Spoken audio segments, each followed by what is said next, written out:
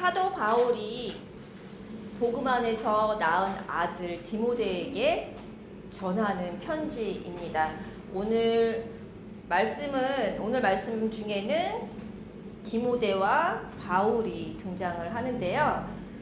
디모데는 한 교회의 목사님이었어요. 에베소에 있는 교회의 목회자입니다.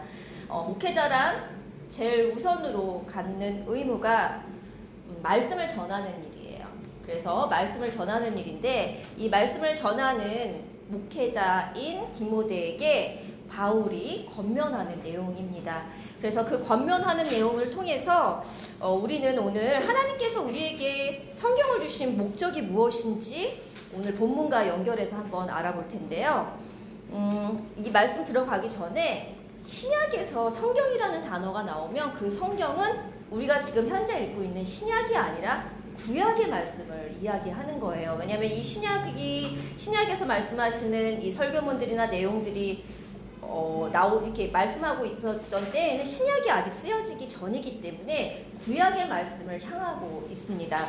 그래서 신약에서 말씀하신 성경, 그러면은 구약에 들어져 있는 내용들을 이야기하고 있는 건데요. 신약이 쓰여지기 이전에 이루어진 내용들이라서 그렇거든요. 그래서 오늘 본문이 말하는 성경의 교훈, 그러면 구약이 주는 교훈이 무엇일까라는 내용들이에요. 그래서 오늘 구약이 우리에게 주시는 교훈, 즉 구약의 기록 목적이 무엇일까라는 내용을 함께 연결해서 한번 알아보려고 해요. 그러면 오늘 본문은 제가 먼저 나눴듯이 사도 바울이 에베소 교회에서 사역을 하고 있는 디모데에게 권면을 하는 내용입니다. 그 첫 권면이 오늘 읽은 3절, 4절에서 나와 있는 내용인데요. 한마디로 얘기하면 뭐라고 얘기하고 있냐면, 구약으로 볼 때 잘못된 방식으로 말씀을 보지 말라는 것입니다. 다시 말해서 구약의 서술 목적을 오해하지 말라는 거예요. 내 마음대로 하나님이 분명히 구약을 왜 우리에게 주셨는지 성경에 쓰여 있거든요. 그 쓰여 있는 내용대로 알고 말씀을 전하라는 거예요. 내 마음대로, 내 사심으로, 내 주관적인 생각으로 말씀을 전하지 말라는 것이거든요. 그래서 뭐라고 말씀하고 있냐면 다른 구절에서 우리가 한번 찾아볼 거거든요. 여기에도 주된 내용이 나와 있지만 본문을 들어가기 전에 다른 말씀에서는 뭐라고 말씀하고 있나라는 내용을 볼 텐데요.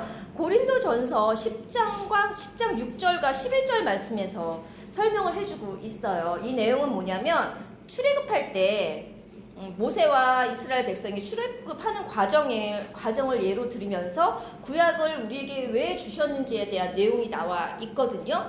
우리 주보에 쓰여 있는데요. 고린도전서 10장 6절과 11절 말씀이 쓰여 있습니다. 내용은 무슨 내용이냐면, 제가 간략하게 해보자면, 우리에게 구약에 이런 출애굽을 하는 이야기들을 주신 이유가 무엇이냐면, 우리의 본보기가 되게 하시려고 하신대요. 우리에게 어떤 본보기를 주시기 위해서 이런 말씀들을 주셨을까요? 그리고 11절 말씀에는 뭐라고 되어 있냐면, 제가 읽어볼게요. 그들에게 일어난 이런 일은 본보기가 되고 또한 말세를 만난 우리를 깨우치기 위하여 기록하였느니라. 아멘. 우리 지금 말세예요. 우리가 지금 살고 있는 이 시간이 말세예요. 언제가 말세냐면, 예수님이 부활하셔서 다시 오시는 그날까지 살아가는 이 시대가 말세의 시대입니다. 두려운 시기가 아니에요. 예수님의 재림을 기다리는 우리는 말세의 시대를 살아가고 있는 것입니다. 그런 말세의 시대를 살아가는 우리에게 주시는 본보기래요. 구약의 말씀이. 그럼 어떤 본보기일까요? 어떤 본보기이냐면, 불순종한 자들의 결말, 즉 복음을 믿지 않는 자들에게 보여주는 본보기입니다. 그래서 구약은 단순한 우리가 역사 이야기나 인물 이야기로 읽으면 안 되고요. 그 이야기를 뛰어넘어서 그 이면에 숨겨놓으신 하나님의 진리를 보는 시야가 넓어져야 합니다. 히브리서에 기록되어 있는 것처럼 장차 올 복음의 그림자로 읽어져야 된다는 것입니다. 우리에게 성경을 주신 이유를 구체적으로 말씀하고 있는 구절이 있어요. 우리 교회를 오래 다닌 친구들은 알 텐데 디모데후서 3장 15절에서 17절 말씀인데요. 아마 안 써 있네요. 15절 말씀, 16절 말씀, 17절 말씀이 있는데 15절 말씀만 한번 읽어볼게요. 제가 읽어볼게요. 또 어려서부터 성경을 알았나니 성경은 능히 너로 하여금 그리스도 예수 안에 있는 믿음으로 말미암아 구원에 이르는 지혜가 있게 하느니라. 아멘. 예수 안에 있는 무엇으로 구원에 이른다고 하죠? 예수 그리스도를 믿음으로 구원에 이르게 하는 지혜가 있다라고 말씀을 하고 있어요. 그래서 구체적으로 이렇게 말씀하고 있는데 우리는 이 내용보다는 16절, 17절에 나와 있는 내용에 너무 집중하고 있어요. 16절, 17절에 뭐라고 말씀은 되어 있냐면 모든 성경은 하나님의 감동으로 된 것으로 교훈과 책망과 바르게 함과 이 내용에만 너무 집중되어 있는 거예요. 바르게 함과 책망과 교훈과. 그래서 마치 성경이 우리를 책망하고 교훈하고 바르게 하는 채찍들로만 사용된다라고 생각을 하고 있는 거죠. 그렇지만 15절에서 분명히 말씀하고 있어요. 성경은 능히 너로 하여금 그리스도 예수 안에 있는 믿음으로 말미암아 구원에 이르는 지혜가 있게 하려 함이라. 아멘. 성경의 목적은 정확히 나와 있습니다. 도덕을 가르치려는 것이 아니라 예수 그리스도를 믿음으로 구원에 이르는 지혜가 있다는 지혜를 주시기 위함이라고 분명하게 써 있습니다. 따라서 16절과 17절에 나오는 교훈, 책망, 의로 교육함도 이 땅에서의 도덕적인 삶을 이야기하는 것이 아니라 구원의 여정 속에서 필요한 영적인 교훈을 의미하는 것입니다. 영적인 교훈과 육적인 교훈은 달라요. 우리가 이 땅에서 도덕을 지켜서 살고 나를 다듬고 성격을 좋게 성화시키는 것은 육적인 거예요. 우리는 영적인 교훈을 얻어야 되거든요. 말씀 속에서. 그것이 무엇인지 오늘 말씀을 더 들어보면서 한번 알아가 보겠습니다. 성경은 믿음을 간직하고 성장하게 하는 능력을 주시기 위한 책입니다. 영적인 책이라는 것이에요. 도덕책이 아닙니다. 우리 도덕책은 학교에 가도 많고요. 서점에 가도 많고요. 우리 도덕 선생님, 부모님들이 있습니다. 이렇게 하지 말아라, 이렇게 하지 말아라, 이렇게 하지 말아라. 이거는 도덕적인 얘기고요. 교회는 그런 도덕적인 얘기를 하는 곳이 아니에요. 하나님 얘기를 하는 곳이에요. 예수님의 이야기를 하는 곳입니다. 어떻게 하면 천국에 갈 수 있는지 구원의 여정을 가르쳐 주는 곳이거든요. 그래서 그렇다고 해서 도덕적인 삶이 필요 없다는 뜻은 아닙니다. 성경 말씀에도 우리가 왜 도덕적인 삶을 살아야 되는지 그 이유에 대해서 이야기해주고 있습니다. 그 구절을 한번 찾아볼 텐데요. 디도서 2장 5절 말씀입니다. 무엇이라고 말씀하고 있냐면 하나님의 말씀에 비방받지 않게 하기 위해서 우리가 단정하고 바르게 살아야 된다고 이야기하고 있습니다. 그리고 10절에서는 하나님의 교훈, 곧 복음을 빛나게 하기 위해서 우리가 도덕적인 삶을 살아야 한대요.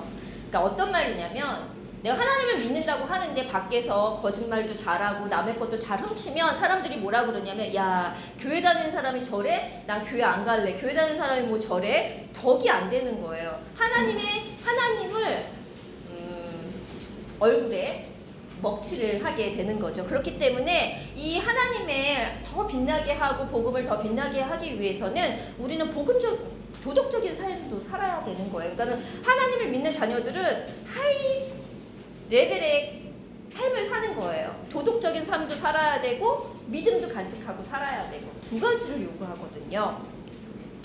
그래서 그러므로 우리는 그렇기 때문에 이 도덕적인 삶은 구원에 이르는 수단은 아니에요.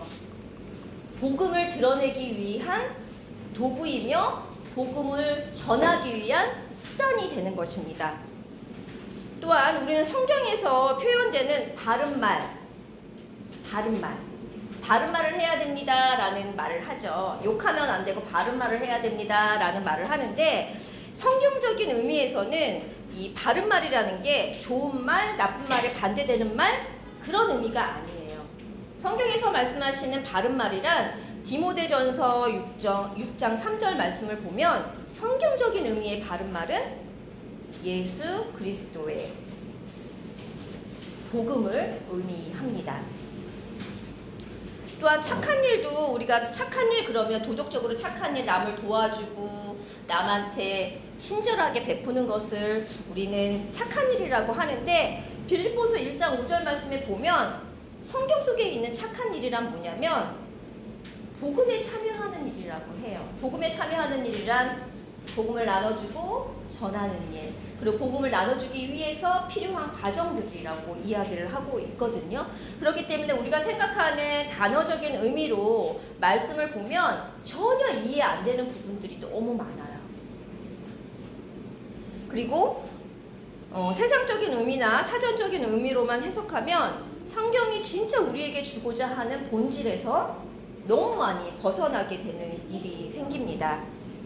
그래서 성경의 뜻을 성경 안에서 해석하는 눈이 열려야지 말씀을 통해 영적인 열매, 생명의 열매가 맺어지게 되는 것입니다. 이것이 믿음의 장성한 분량까지 이르는 것입니다. 근데 이게 쉽지 않아요. 왜냐면 우리가 학교에서 공부하는 단어로 말씀을 보게 되는 경우가 많거든요. 착한 거, 착한 일, 남을 도와주는 일, 나눠주는 일, 친절한 일 이렇게 생각하지만 말씀에서 이야기하시는 선한 일, 착한 일은 복음과 관련된 것들이에요. 예수 그리스도와 관련된 일을 착한 일이라고 이야기하며 선한 것이라고 이야기를 하고 있습니다. 이제 다시 본문으로 돌아가 볼 텐데요. 사도 바울은 믿음의 아들 디모데에게 편지를 통해서 디모데가 목회를 하면서 꼭 기억해야 되는 것들을 권면하고 있습니다.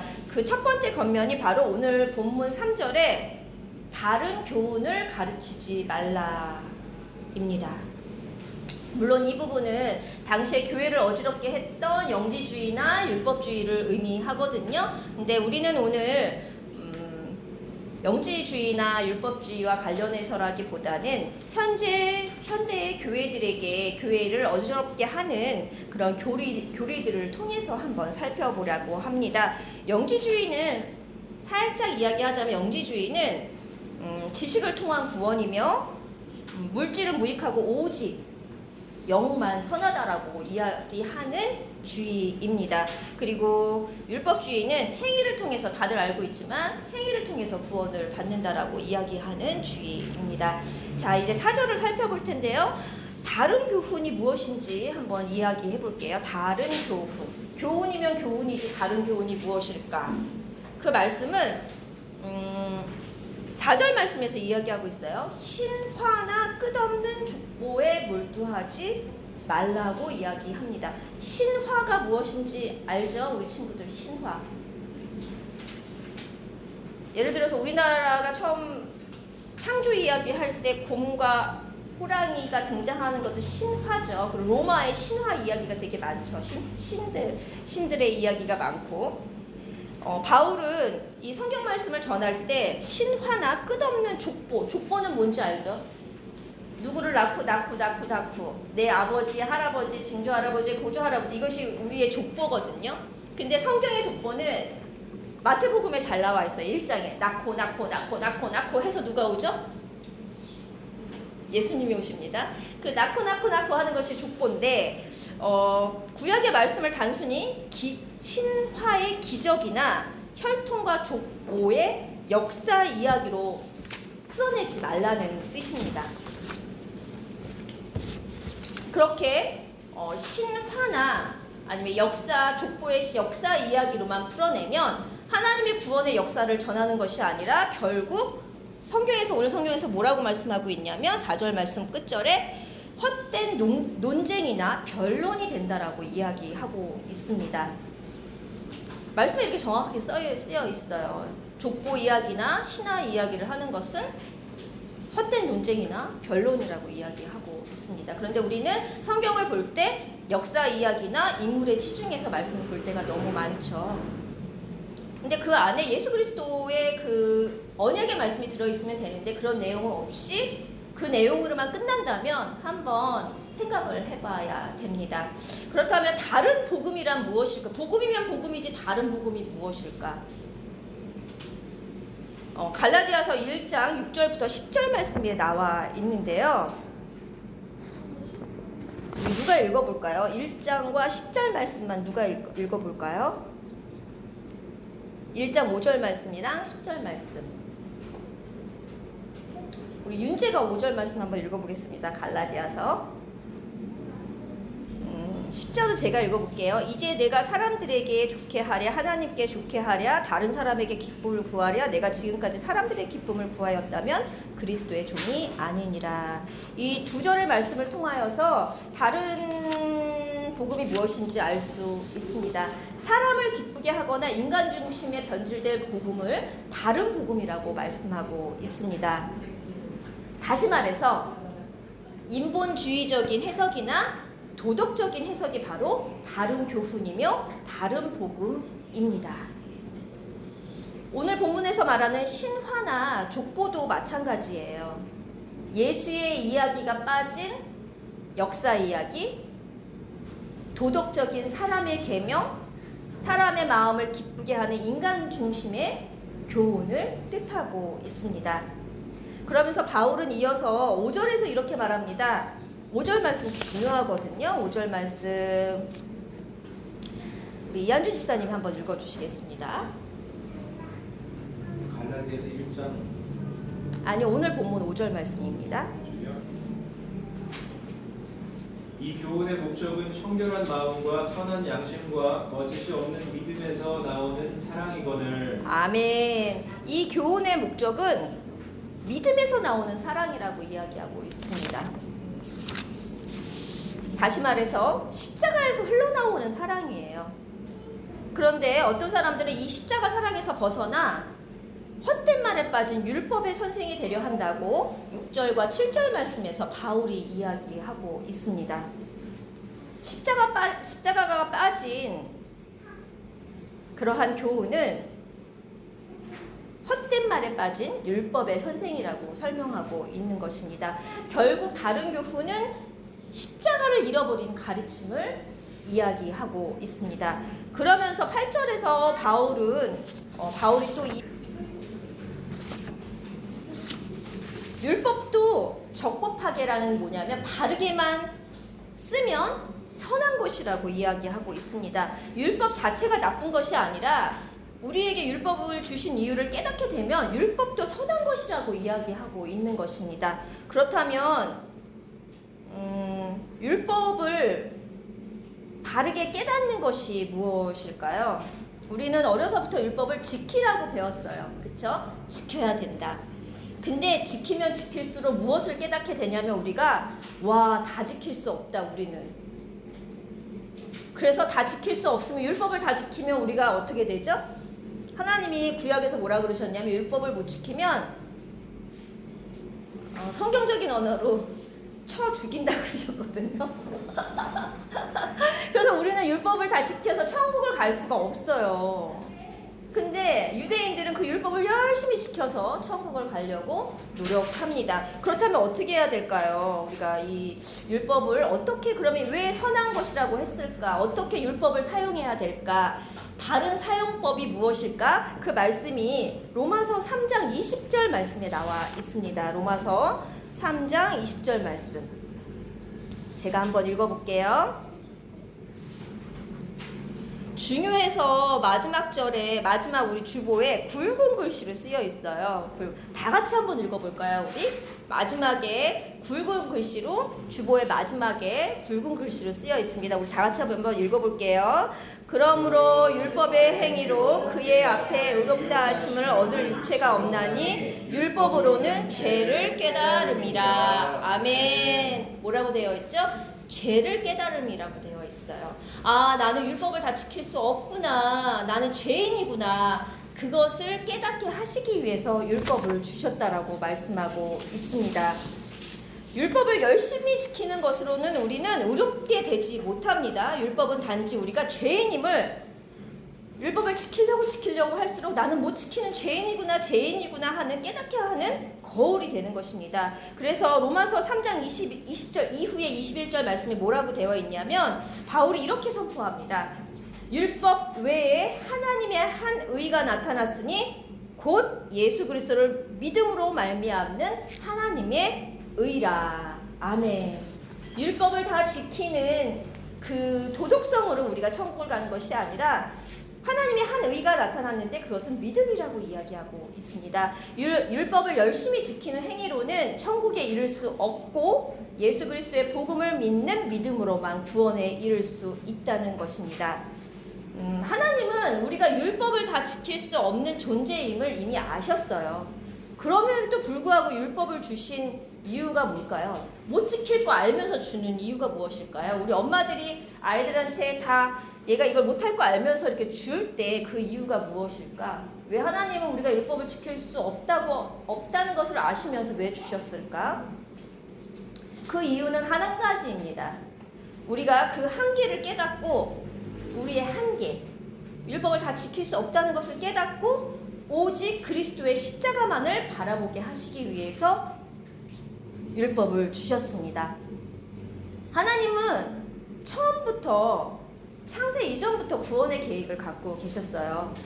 우리가 범죄할 것도 알고 계셨고 율법을 지키지 못할 것도 알고 계셨습니다. 그래서 하나님은 이미 구원의 길을 예비해 두셨는데요. 누구를 통해서 예비해 주셨죠?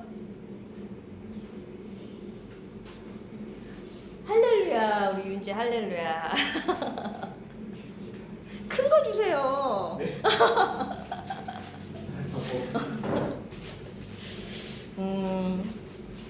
우리의 구원의 길은 예수 그리스도를 통해서 예비해 두셨습니다. 우리 하나 한번 떠올려 볼게요. 이 시간 에덴 동산을 한번 떠올려 보겠습니다. 우리 에덴 동산 하면 뭐가 기억나죠? 선악과가 기억나요. 선악과. 그래서 하나님이 그 선악과 먹으면 안 돼. 그래서 우리는 에덴 동산에 선악과만 있는 거라고 생각하는데 그 옆에 나무가 하나 더 있었어요. 생명나무가 하나 더 있었습니다. 생명나무가 하나 더 있었는데 아담이 선악과를 따먹는 범죄를 한 이후에 하나님은 생명나무의 길을 막으셨어요. 그 옆에 창세기 3장 말씀에 나와 있는데 불칼과 그룹 천사들을 그 주위에 주의를 지키게 했다라는 말씀이 3장 24절 말씀에 나와 있습니다. 그런데 그 생명의 길이 막혀 있었었는데 그 길은 결국 누구를 통해서 다시 열렸을까요? 예수님을 통해서 다시 열렸습니다. 말씀의 육신이 되어 오신 그리고 언약의 성취자로 오신 예수 그리스도께서 이 땅에 오심으로 그 생명나무 곧 영생의 길이 우리에게 다시 주어진 것입니다. 성경은 이렇게 우리를 억누르는 옥죄에 있는 책이 아닙니다. 구원에 이르게 하는 지혜의 말씀입니다. 그런데 조건이 있어요. 바르게 깨달을 때 우리를 자유케 하거든요. 육적인 자유, 우리가 생각하는 자유함, 공부를 학교를 안 가도 되는 자유, 아니면 공부 수업 시간 데드라인을 지키는 그걸 뛰어넘는 그런 자유가 아니라 영적인 자유를 누릴 수 있게 됩니다. 그렇지만 율법도 선한 것이라고 말씀하고 있어요. 율법은 우리를 복음으로 이끄는 도구이자 과정입니다. 율법이 없다면 우리가 죄인임을 깨닫지 못하거든요. 그래서 복음은 우리를 생명나무로 인도하는 진리의 길입니다. 다시 말해서 율법은 우리를 복음으로 이끄는 과정이며 복음은 우리를 생명나무로 인도하는 진리의 길입니다. 거의 다 왔습니다. 이제 마무리하겠습니다. 그러므로 우리는 세상의 기준이 아닌 예수 그리스도 복음, 그 진리의 길에 서 있어야 합니다. 오직 복음 위에 굳게 서서 인간의 마음을 훔치는 다른 교훈에 흔들리지 않았으면 좋겠어요. 그냥 우리의 마음을 시원케 하는 말씀은 좋은 말이지 복음이 아닙니다. 성경 말씀은 오신 예수, 다시 오실 예수를 드러내기 위해서 주신 말씀이에요. 그렇기 때문에 우리가 이렇게 교회에 설교를 들으러 오는 이유는 예수 이야기를 들으러 오는 것이거든요. 그렇기 때문에 우리의 마음을 시원케 하는 그런 말씀이 아니라 구원의 길을 열어주는 그런 말씀 위에 서는 우리 모두가 되기를 축복합니다. 오직 복음 위에 굳게 서서 믿음의 사랑, 십자가 사랑에서 나오는 진리의 사람으로 살아가시기를 예수 그리스도의 이름으로 축복합니다. 아멘.